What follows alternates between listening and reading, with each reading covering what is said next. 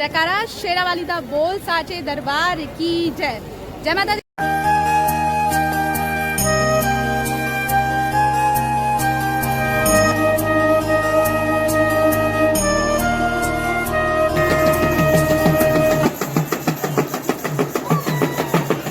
माता रानी के भव्य द्वार से, माता रानी के भवन से इस समय आरती का प्रसारण आप देख रहे हैं।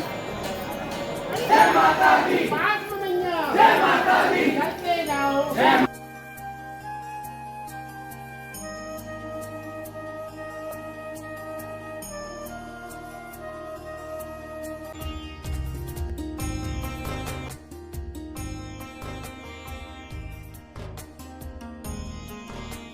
जय माता दी दोस्तों, आप सभी का स्वागत है श्री माता वैष्णो देवी की पावन भूमि कटरा से। मैं हूं आपकी होस्ट शिखा और इस वीडियो में हम आपको यात्रा की पूरी संपूर्ण जानकारी दिखाने वाले हैं। इस यात्रा में आप बने रहिएगा, इस वीडियो को अंत तक जरूर देखिएगा। इस वीडियो में हर एक छोटी जानकारी आपको इस वीडियो में दिखाएंगे।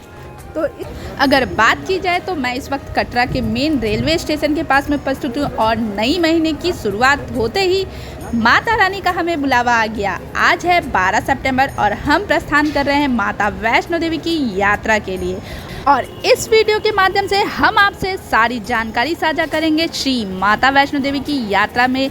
ये वीडियो आप सभी के लिए बहुत इम्पोर्टेंट होने वाली है। अगर आप इन महीनों यात्रा की प्लान कर रहे हैं तो वीडियो को अंत तक जरूर देखिएगा और इस यात्रा से पहले RFID कार्ड ले लेते हैं हम। चलिए। श्री माता वैष्णो देवी जी का धाम जम्मू कश्मीर के कटरा में स्थित है। माता रानी के पवित्र दर्शन पाने के लिए लाखों करोड़ श्रद्धालु दर्शन करने के लिए माता भगवती के पवित्र दर्शन करने दूर दूर से आते हैं।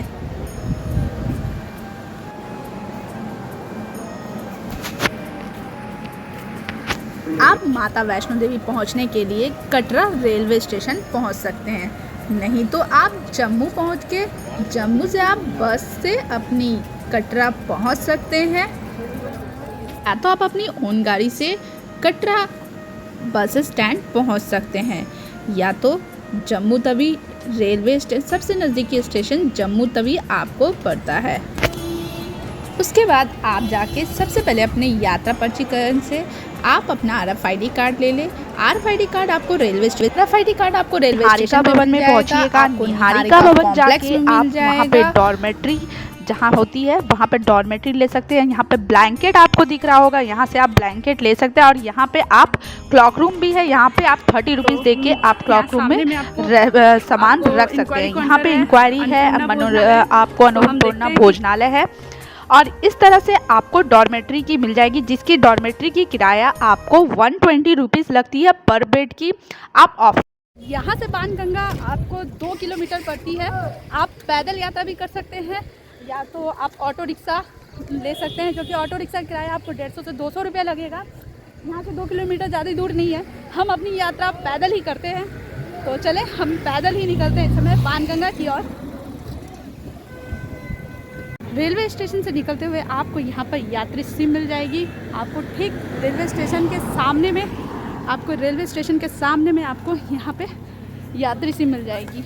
तो यहाँ पे बहुत सारे ढाबे, आपको होटल वगैरह सब देखने को मिलेंगे, आप यहाँ पे ले सकते हो।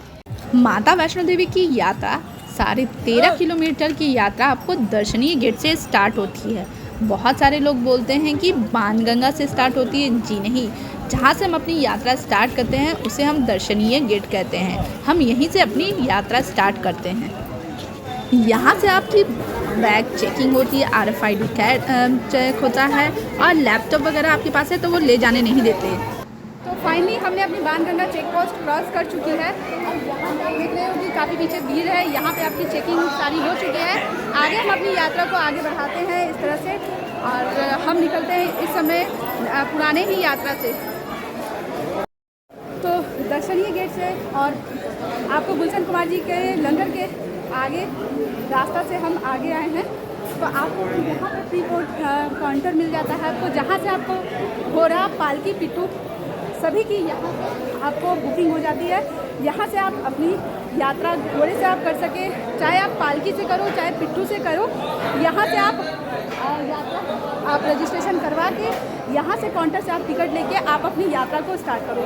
जिसकी अपनी संभवतः जिससे जाए घोड़े से, कुछ श्रद्धालुओं के होते हैं जो पैदल नहीं चल सकते हैं, वो घोड़े से अपनी यात्रा करते हैं, कुछ पिट्ठू से करते हैं, कोई पालकी से करते हैं। तो यहाँ से आप आके यहाँ पे घोड़े पिट्ठू पालकी का आपको रेट मिल जाएगा। सही रेट आपको यहीं से आपको काउंटर से आप लीजिए और फिर अपनी यात्रा को आगे स्टार्ट करिए। थोड़ा सा आगे बढ़ने से हम पहुंच गए बाणगंगा, जहां पर आपको माता रानी ने बाण छोड़ के अपने पवित्र जल को छोड़ा था। और यहीं बाथिंग घाट भी है, आपको यहाँ पे माता रानी का दर्शन पाइए। बहुत सारे लोग यहाँ पे मुंडन भी कराते हैं। आगे भी आपको एक बाणगंगा मिलेगा, तो वहाँ चलते हैं। आपको कहते हैं कि बाणगंगा वही पवित्र स्थल है जहाँ पर हनुमान जी के आग्रह करने पे माता रानी ने बाण छोड़ के गंगा माँ की धारा प्रकट की थी, ताकि हनुमान जी गंगा जल पीकर अपनी प्यास बुझा सके। और एक मान्यता यह है कि माता रानी जी ने अपने केस यानी बाल भी धोए थे। तो यात्रा मार्ग पे आगे बढ़ते हुए हम पहुंच चुके हैं श्री माता वैष्णो देवी के एक और पड़ाव पे, जिसे हम गीता मंदिर कहते हैं। गीता मंदिर जो कि बाथिंग घाट से थोड़े से 1 किलोमीटर की दूरी पे पड़ती है। तो श्री गीता भवन मोर, जो कि आपको यहाँ पे इच्छापूर्ण मंदिर है, तो ये इच्छापूर्ण मंदिर आप आइए तो दर्शन जरूर करके यहाँ से निकलिएगा। यात्रा करते हम पहुंच चुके चरण पादुका मंदिर। चरण पादुका मंदिर कहा जाता है कि माता रानी ने यहाँ मुड़कर देखा था कि भैरवनाथ आ रहे हैं कि नहीं। रुकने के कारण माँ के वैष्णो देवी जी के यहाँ चरण चिन्ह बन गए थे। तो अंदर जाकर आप माँ वैष्णो देवी जी के चरण चिन्ह का दर्शन जरूर कीजिएगा। इस स्थान पे माथा टेकने से माँ शक्ति के 9 रूप के दर्शन होते हैं और मनोकामना भी पूर्ण होती है। तो चरण पादुका से अर्धकुमारी का डिस्टेंस आपको 13.5 किलोमीटर रह जाता है। थोड़े दूर आगे जाके अर्धकुमारी का प्री काउंटर मिल जाता है। यहाँ से भी आपको घोड़ा पिट्ठू पालकी की आपको व्यवस्था मिल जाती है। अगर आप बीच में नहीं लिए हैं, अगर आपको आगे भवन जाना है, तो यहाँ से भी आप काउंटर से ले सकते हैं। तो फिर हम पहुँच चुके हैं इस समय गर्जुन गुफा यानी अर्धकुमारी। यहाँ से गर्जुन गुफा का रास्ता जाता है, जो कि आपको अभी 200 नंबर चल रहा है। अर्धकुमारी पहुंचकर आपकी यात्रा आधी हो जाती है, यानी 13.5 किलोमीटर की जो यात्रा थी वो 6 किलोमीटर बच जाती है। सामने आपको भगवती वन दिख रहा है, यहाँ पे आपको डॉर्मेट्री मिल जाएगी। श्रद्धा भवन आपको दिख रहा है, श्रद्धा भवन में भी आपको डॉर्मेट्री की सिस्टम मिल जाती है। यहाँ पे आप श्री शाइन बोर्ड का आपको दूसरा डॉर्मेट्री सिस्टम मिलता है। तो अभी इस समय देख रहे हैं गर्जन गुफा के लिए लंबी लाइनें लगी देख सकते हैं कि गर्जन गुफा में लाइनें लगती है और ग्रुप में जाते हैं सारे लोग यहाँ पे। तो ये रहा पूरा ग्रुप लगा हुआ है, लंबा लाइन नहीं लगी है, कतारें अभी 200 नंबर चल रहा है अभी। आप यहाँ देखिए पूरे गर्जन गुफा के लिए लंबी लंबी कतारें लाइनें लगी हुई है सब। चलिए बात करते हैं अर्धकुमारी का। अर्धकुमारी का रहस्य है कि माता रानी ने इसी पावन गुफा में 9 महीने बिताए थे। तो अभी हमें आरती का समय हो गया, तो हम सब खड़े हो गए, क्योंकि आपको भवन पे आरती हो रही थी और लाइव स्क्रीन बोर्ड पर हमें आरती देखने को मिल रहा था। तो हम यहाँ पे रुक के कुछ देर आरती का दर्शन किए।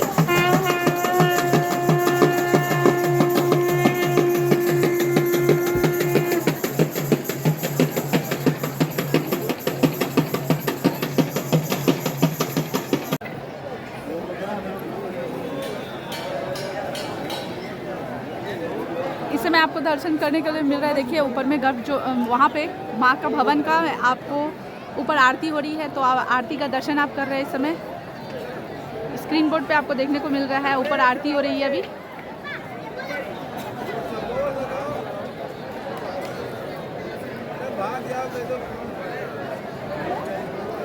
तो सामने आपको गुफा दिख रहा है, काफ़ी गुफा खूबसूरत दिख रहा है आपको। समय दर्शन हो रहा है ऊपर आरती का। तो स्क्रीन बोर्ड पे आपको सामने एकदम क्लियर दिख रहा है माता रानी के भव्य द्वार से, माता रानी के भवन से इस समय आरती का प्रसारण आप देख रहे हैं।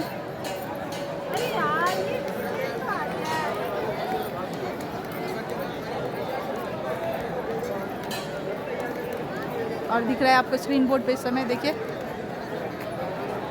गुफा का।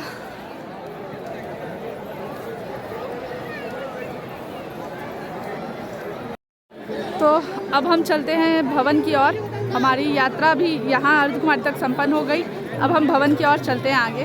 तो इस तरह का देखिए आपको भवन के जाने के लिए इस तरह का आपको देखने को मिलेगा। तो आपको दिख रहा है कि यहाँ पे सारे श्रद्धालु अपने चादर बिछा के यहाँ पे सोए हुए हैं। काफ़ी संख्या में यहाँ पे चारों तरफ आपको देखने को मिल रहा है। तो जिन श्रद्धालुओं को यहाँ ऊपर में आगे भगवती भवन में नहीं मिलता है तो ये यहाँ ही पे आके अपने बिछा लेते हैं चादर को। तो पूरी यात्रा मार्ग पे देखिए अभी हम अकेले हैं और रात के अभी बज रहे सिर्फ 8:30 और आप देख रहे हैं पूरी यात्रा मार्ग खाली है। एक्चुअली यात्रा मार्ग इसलिए खाली है क्योंकि बहुत सारे श्रद्धालु दिन में ही दर्शन कर रहे हैं, क्योंकि बारिश के कारण दिन में ही ज़्यादातर श्रद्धालु दर्शन कर रहे हैं। आप कुछ लोग दिख रहे हैं, आपको मेरे पीछे 2 3 4 श्रद्धालु नज़र आ रहे हैं। तो चलिए बाकी माता रानी की कृपा इस तरह से बने रहे और हम माता रानी का नाम लेते हुए, पीछे भी कुछ श्रद्धालु दर्शन करने के लिए 2 3 4 श्रद्धालु आ रहे हैं दर्शन करने के लिए। माता रानी का नाम लेते हुए हम आगे की ओर बढ़ रहे हैं। पूरे यात्रा मार्ग में अभी पूरी सन्नाटे दिख रही है हमें। तो फर्स्ट टाइम मैं देख रही हूँ कि इतनी कम श्रद्धालुओं की कम संख्या है। यात्रा मार्ग में कहीं कहीं आपको गड्ढे देखने को मिल रहे हैं। इस तरह के गड्ढे हो चुके हैं क्योंकि बारिश इतनी हुई थी कि यहाँ पर कंस्ट्रक्शन का भी अभी काम चल रहा है। बारिश के कारण कुछ धंस गए थे, तो इसी के कारण अभी वहाँ पे इस तरह का बैरिकेटर लगा दिया गया है। तो आप यात्रा मार्ग पे जाए तो इस तरह का ध्यानपूर्वक यहाँ पे ज़्यादा झाँके नहीं, ना देखें और यात्रा को अपनी आगे कंटिन्यू करिए। आगे मार्ग जाते जाते हम पहुँचे हिमकोटी मार्ग। यात्रा मार्ग में अब हम पहुंच चुके हैं दोसा पॉइंट, जिसे हम हिमकोटी का मेन दोसा पॉइंट जानते हैं। और यहीं पर आपको पानी मिल जाएगा, बहुत सारे भोजनालय मिल जाते हैं और यहाँ पे मेन ज़्यादातर फेमस है डोसा। तो यहाँ लोग डोसा खा के ज़रूर आगे बढ़ते हैं। तो यात्रा मार्ग पे कुछ ऐसे श्रद्धालु देखेंगे कि जो आपको अपनी मनोकामना पूर्ण करने के लिए इस तरह से दंडवत यात्रा करते हुए आगे जाते रहते हैं।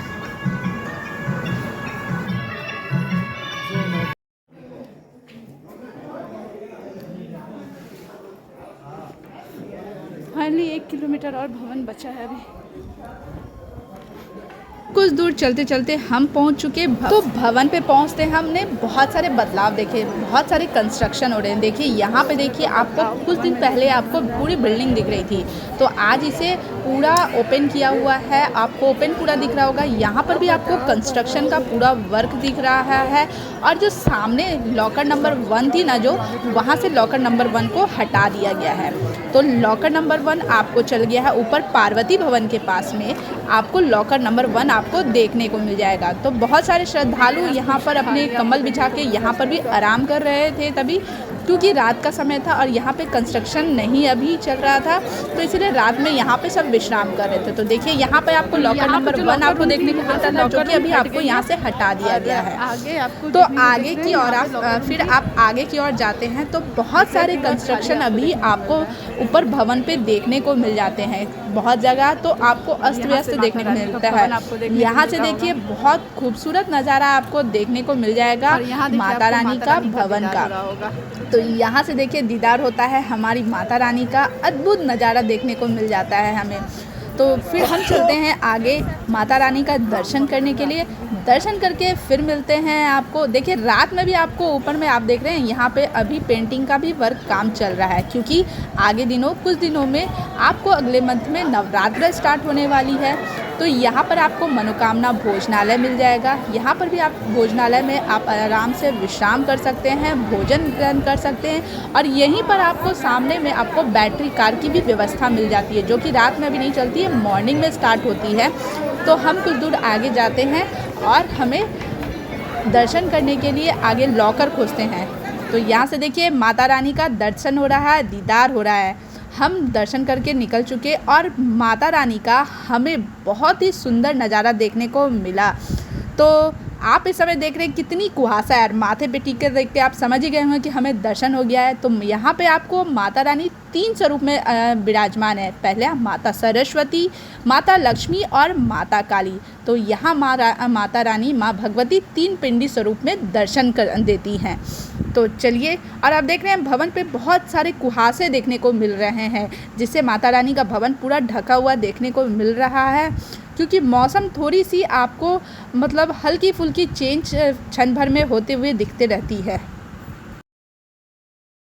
अब दर्शन करके दुर्गा भवन की ओर पहुँचे तो दुर्गा भवन में भी बहुत सारे बदलाव हमें देखने को मिले, और आपको चलिए बताते हैं, क्योंकि अभी सब जानते हैं कि डॉर्मेट्री का सिस्टम आपको दुर्गा भवन में मिल जाता है। तो जी अंदर का जो सिस्टम था खुला हुआ था, वो दुर्गा भवन में आपको नहीं था, क्योंकि मैं जब अंदर गई देखने के लिए तो दिखा कि सारे श्रद्धालु बाहर में ही बिछा के, देखे सीढ़ी पर ही बिछा के आराम कर रहे थे, चादर ओढ़ के सोए हुए थे, क्योंकि अंदर का जो डॉर्मेट्री था, जहां आप अंदर जाके वॉशरूम वगैरह था, आप आराम से जहां स्लैब टाइप का बना हुआ था, लॉकर बना हुआ था, वो ओपन नहीं था, वो बंद किया हुआ था। तो आप अगर इन दिनों यात्रा करने आ रहे हैं तो यहाँ पे आपको डॉर्मेट्री की व्यवस्था अभी नहीं मिलेगी दुर्गा भवन में। हाँ, आगे आपको मिलेगी, क्योंकि नवरात्र आ रहे हैं तो अभी कंस्ट्रक्शन का अंदर हो सकता काम चल रहा होगा, इसीलिए अभी आपको बंद किया गया है। तो ये इम्पॉर्टेंट न्यूज़ थी आपके लिए। फिर हम चले भवन से भैरव बाबा का दर्शन करने के लिए, क्योंकि भैरव बाबा का दर्शन ना करें तो हमारी यात्रा अधूरी हो जाती है। तो माता रानी के भवन से भैरवनाथ जी की यात्रा 2.5 किलोमीटर रह जाती है, जो कि आप पैदल कर सकते हैं या तो रोपवे से कर सकते हैं। तो हमने अपनी रोपवे से की, जिसका किराया आपको 100 रुपया पड़ता है, और आप 5 मिनट में रोपवे के थ्रू से आप माता रानी के भवन से आप भैरव बाबा का दर्शन करने के लिए चले जाते हैं। और आपकी जो 2.5 किलोमीटर की जो काफ़ी लंबी यात्रा है, जो कि 5 मिनट में सरल हो जाती है। तो हम पहुंच चुके हैं इस समय, आप देख रहे हैं रुपए की व्यवस्था से हम भैरवनाथ जी के मंदिर। तो सामने आपको पीछे भैरव बाबा जी का दर्शन हो रहा होगा, और बहुत ही खूबसूरत दर्शन आपको हो रहा होगा। इस समय पूरी वैली समय कुहासे से भर चुकी हुई है, क्योंकि पूरी कुहासे है कि माता रानी का भव्य द्वार भी नहीं दिख रहा है इस वक्त, और मौसम बहुत ही सुहावना है। हमारी यात्रा बहुत ही अच्छी हुई, और हमारी यहाँ यात्रा आके संपन्न हो जाती है भैरवनाथ जी का दर्शन करके। तो भैरवनाथ जी का दर्शन की एक अलग ही कहानी है, जो कि हम आपको इस वीडियो में बताएंगे। तो भैरवनाथ वो पवित्र स्थल है, कहते हैं माता रानी का अगर दर्शन करने के बाद आप अगर भैरवनाथ जी का दर्शन नहीं करेंगे तो आपकी यात्रा अधूरी रह जाती है। मेरी पूरी यात्रा आपको कैसी लगी होगी तो कमेंट बॉक्स पर ज़रूर बताइएगा, लाइक शेयर ज़रूर करिएगा, और जय माता दी ज़रूर लिखिएगा।